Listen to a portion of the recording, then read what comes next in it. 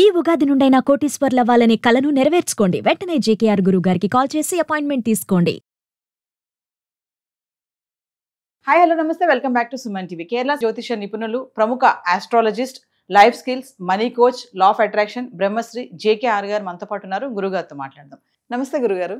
నమస్తే అమ్మా. గురుగారు, చాలా మందికి సమస్యలు, అవును, కష్టాలు, ఇంకా శత్రుబాధలు ఎక్కువ ఉంటాయి. ఎనిమీస్ చాలా మంది, అంటే ఈ మధ్య కాలంలో చూసుకుంటే ప్రతి చిన్నదానికి కొట్టుకోవడము, మాటికి మాట అనుకోవడం, ఈ శత్రుబాధలు అనేవి చాలా ఉంటాయి. మరి వీటిని త్వరగా మనం పరిష్కరించుకోవాలి అంటే కూడా ఏమైనా సజెషన్స్ ఉన్నాయా? తప్పకుండా అమ్మా. వాస్తవంగా నేటి కాలంలో ఈ కలి ప్రభావం చేత చేసే వృత్తిలో కావచ్చు, లేక ఇంటి పక్క చుట్టుపక్కల వారు కావచ్చు, బంధువర్గంలో కావచ్చు, చివరికి ఆ కుటుంబంలో ఉన్న 5 నలుగురు చిన్న చిన్న ఫ్యామిలీగా మారిపోయినా కూడా కుటుంబంలో 2 ముగ్గురు ఉండే 2 ముగ్గురు మధ్యన కూడా గొడవలు ఉంటాయి. అంటే గొడవలు సహజం, రావటం సహజం. దాన్ని మళ్ళీ రెండో రోజు మామూలు అవ్వాలి. అలా అవ్వకుండా దాన్ని ఎలా పెంచుకుంటూ పోతూ వీళ్ళ ఆరోగ్యాన్ని వీళ్ళు పాడు చేసుకుంటున్నారు. మానసికంగా నలిగిపోతూ ఉన్నారు, ఫైనాన్షియల్గా నలిగిపోతూ ఉన్నారు, ఎప్పుడూ టెన్షన్ పడతా ఉన్నారు. దీనికి కారణం ఏంటంటేనమ్మా, ప్రతి మనిషిలో కూడా నేను అనేది ఎక్కువ అవటం. నేనే గొప్ప, నాకే తెలుసు, అన్నీ నాకు తెలుసు అనే భావంతో ఉండటం. మెయిన్ ఈ యూనివర్స్ ఎలా అంటేనమ్మా, లా ఆఫ్ అట్రాక్షన్ ఏం చెప్తుందంటే, పక్క మనిషిని మనం ప్రేమిస్తే, ఎదుటి మనిషిని కానీ మన ఇంటి పక్కన వారిని చుట్టుపక్కల ఎవరైనా కానీ ప్రతినిత్యం ప్రేమిస్తూ ఉంటే వారి మనసులో కూడా మీ పైన ప్రేమ కలుగుతుంది. అంటే ఈ యూనివర్స్లోకి మనం ఏది పంపిస్తే అదే మనకు తిరిగి వస్తుంది. మనం ఏం చేస్తాం, ఎప్పుడో ఒక చిన్న గొడవ అవుతుంది ఎవరితోనో మన ఇంటి పక్కన వారితో, రోజు అతను చూసినప్పుడల్లా అదే గుర్తు తెచ్చుకుంటా ఉంటాం.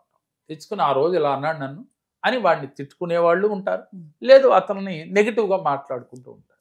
ఇది ఎప్పుడైతే యూనివర్స్లోకి వెళ్తా ఉంది, అతని మనసులోకి వెళ్ళి అతని ఆలోచన కూడా మన పైన ఇలాగే.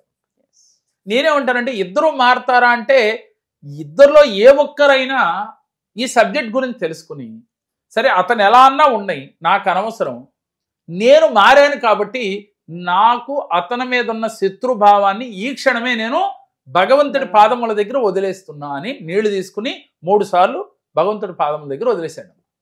నాకు అతని పైన శత్రుభావం లేదు, ఈ రోజు నుంచి నేను అతన్ని మిత్రుడుగానే చూస్తున్నాను అని మీ మనసులో ఆ శత్రుభావాన్ని డిలీట్ చేసేది. ఇక అతని గురించి పాజిటివ్గా ఆలోచించండి. ఇక ఆ తర్వాత అతను చేసే చెడు పనులు గుర్తు రాకూడదు మీకు. అతను ఏదో ఒకటి మంచి పనులు చేస్తాడు కదా, ఆ మంచి పని మాత్రమే గుర్తు రావాలి. అలా గనక ఉంటే యూనివర్స్లోకి ప్రతిరోజు ఈ సంకల్పాలు పంపుతూ ఉంటాయి. అపోనపోనో టెక్నిక్ చాలాసార్లు మనం లా ఆఫ్ అట్రాక్షన్లో వాడుతూ ఉంటాం. ఆ టెక్నిక్ వాడినా కూడా శత్రువు మిత్రుడుగా మారతాడమ్మా. అంటే ముందు మనం ఆస్ట్రాలజీ ప్రకారం కానీ, అలాగే లా ఆఫ్ అట్రాక్షన్ ప్రకారం కానీ, మనం 2 రకాల, ఏ రకం మనకి మనసుకి నచ్చితే ఆ రకంగా మనం ఎదుటి వ్యక్తి నుండి ప్రేమని పొందవచ్చు. అది భార్యాభర్తల మధ్యన కావచ్చు, తండ్రి కొడుకుల మధ్యన కావచ్చు, లేక చుట్టుపక్కల వారు కానీ, కొలిక్స్ కానీ, లేక మన మేనేజర్ దగ్గర నుంచి, పై బాస్ కాడి నుంచి మన పైన శత్రుభావం ఉంది, మన తక్కువగా చూస్తున్నారు అని ఫీలింగ్ వచ్చినప్పుడు, వాళ్ళు ఎలా అన్నా ఉన్నాయి, ముందు మనం మారి మన మనసును మనం మార్చుకుని ప్రతిరోజు ఒక అరగంట సేపు ధ్యానం చేసి, ధ్యానం అయిన తర్వాత మీరు అఫర్మేషన్స్, విజువలైజేషన్, హొపనొపనో టెక్నిక్ కానీ మీరు ఆచరిస్తే లా ఆఫ్ అట్రాక్షన్ ప్రకారం వెంటనే రిజల్ట్ వస్తుంది. అలాగే ఆస్ట్రాలజీ ప్రకారం ఏం చేయాలి, ముందుగా వారిని ప్రేమగా మనసులో భావించుకుని, వారు చేసిన మంచి పనులు ఊహించుకుని, వారు మనతో ప్రేమగా ఉంటున్నట్లుగా, వారు నాకు శత్రువు కాదు, మేమిద్దరం ఈ రోజు నుంచి మిత్రులుగా మారిపోయాము అని ఫీల్ అవుతూ నేను చెప్పే మంత్రాన్ని చదవాలమ్మా. ఏమిటి అనంటే, ఎటువంటి శత్రుభావం ఉన్నా చివరికి ఇది చేయటం వల్ల కోర్టు ఇంకా రేపు ఎల్లుండో ఈ కేసుని కొట్టేస్తుంది అనే సమయంలో ఇద్దరు కలిసిపోయిన సందర్భాలు కూడా ఉన్నాయి. కోర్టుకెళ్ళి చివరి స్టేజ్లో, అంటే వీళ్ళు విడిపోవాలి అని చెప్పి కోర్టు కేసు రేపు మనకు తీర్పు వస్తుంది అనే సమయంలో కూడా మరలా వీళ్ళు ఆ తీర్పు వచ్చేలోపే వీళ్ళిద్దరు కలిసిపోయి రాజీకి వచ్చారు. అంతటి అద్భుతమైన మంత్రం ఇది, ప్రత్యంగిరి మంత్రం అంటారు ఇది.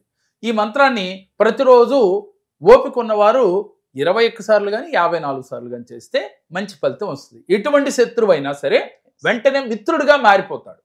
ఈ మంత్రం ఏమిటంటే, ఓం ఐం హ్రీం శ్రీం ప్రత్యంగిరే మమ రక్ష రక్ష మమ శత్రున్ భక్ష భక్ష ఓం స్వాహ. ఈ మంత్రాన్ని రోజు కూడా 54 సార్లు కానీ 21 సార్లు కానీ చేసేటప్పుడు ముందు ఆ మంత్రంలో ఉన్న భావం తెలుసుకోవాలి. ఓం ఐం హ్రీం శ్రీం మనం గత వీడియోలో చెప్పుకున్నాం. ప్రత్యంగిరే మమ రక్ష రక్ష, మమ శత్రున్ భక్ష భక్ష. ఇక్కడ భక్ష భక్ష అనగానే జనాలకి కొంతమందిలో నెగిటివ్ ఫీలింగ్ వస్తుంది. వాస్తవంగా భక్ష భక్ష అంటే శత్రుభావాన్ని తీసేసి, భక్షించేసి అంటే తినేసి, శత్రుభావం తీసేసి అతన్ని నాకు మిత్రుడుగా చెయ్యి, తనలో నా పైన ప్రేమని కలిగించు అని అర్థం. ఇద్దరం అన్యోన్యంగా ఉండేటట్లుగా ఒకరి పట్ల ఒకరికి ప్రేమని కలిగించు అని చెప్పి ఈ యొక్క మంత్రం యొక్క అర్థము. దానిలో ఉన్న శబ్దాన్ని చూసి వెంటనే నెగిటివ్ ఆలోచన చేయకుండా పాజిటివ్గా తీసుకుని ఈ మంత్రాన్ని రోజు ఆచరిస్తూ మీరు లా ఆఫ్ అట్రాక్షన్ ప్రకారం ఈ టెక్నిక్స్ కన్నా ఎవరైతే ఫాలో అవుతారో వారికి తప్పకుండా భార్యాభర్తల మధ్యన కానీ, లేదు బంధాల్లో కానీ, అన్నదమ్ముల మధ్యన కానీ ఎలాంటి శత్రు భావాలున్నా, అది కోర్టు సమస్యలైనప్పటికీ కూడా వెంటనే తిరగపోవచ్చమ్మా. అది నెల పట్టొచ్చు, 2 నెలలు పట్టొచ్చు, 3 నెలలు పట్టొచ్చు, 6 నెలలు పట్టొచ్చు, 9 నెలల వరకు మీకు ఛాన్స్ ఉంది. 9 నెలలోనైనా తీరుతాయి. ఎందుకని 9 నెలలు పడతాయి అంటే మీలో 360 డిగ్రీల్లో మీలో మార్పు వచ్చి, అంటే పరిపూర్ణమైన మార్పు మీరు తెచ్చుకుని అప్పుడు మీరు లా ఆఫ్ అట్రాక్షన్లో విజువలైజేషను, ఎఫర్మేషను చేస్తారు, అపోనొప్పనో టెక్నిక్ చేస్తారు, వెంటనే మీకు వాళ్ళలో మార్పు వస్తుంది. ఈ మంత్రం చదువుతూ మీరు భావన చేస్తూ ఉంటే ఎలాంటి శత్రువైనా మీకు మిత్రుడుగా మారతాడు. మీకు తర్వాత శత్రువు మిత్రుడైతే ఎంత ఆనందంగా ఉంటుంది, అలాగే ఎంత హెల్ప్ కూడా ఉంటుంది అమ్మ వాళ్ళతో. కాబట్టి శత్రువైనప్పుడు వీళ్ళలో ఉన్న దుర్గుణాలు తెలిస్తే వారికి, అలాగే మిత్రుడైనప్పుడు వారిలో ఉన్న నిజాయితీ ఏంటో తెలిసి వీళ్ళిద్దరూ కూడా బంధం గట్టి పడుతుంది. కాబట్టి గొడవ వచ్చింది అంటే దాని గురించి టెన్షన్ పడకూడదు. భార్యాభర్తలు నడుమ సహజమే గొడవ. అయితే ఆ గొడవ ఎలా ఉండాలంటే తామరాకు పైన నీటి బుడగలాగా మారాలి. మరీ అది తీవ్ర స్థాయికి వెళ్ళినప్పుడు మనం ఇలాంటి క్రియలు చేసుకుని అది మీరు వెంటనే ఆ సమస్య నుంచి బయటపడవచ్చు.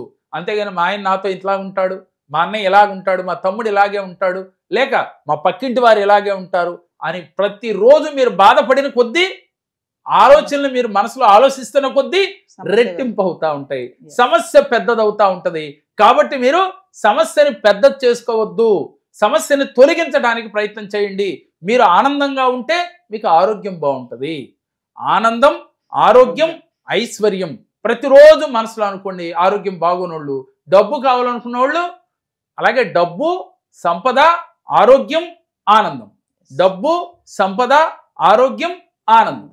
ఈ 4 మాటల్ని ప్రతినిత్యం మనసులో జపిస్తూ ఉంటే వెంటనే మనకి డబ్బు వస్తుంది, అలాగే సంపదలు వస్తాయి, ఆనందం వస్తుంది, హ్యాపీగా ఉంటాం. నమస్తే గురుగారు. నమస్తే తల్లి.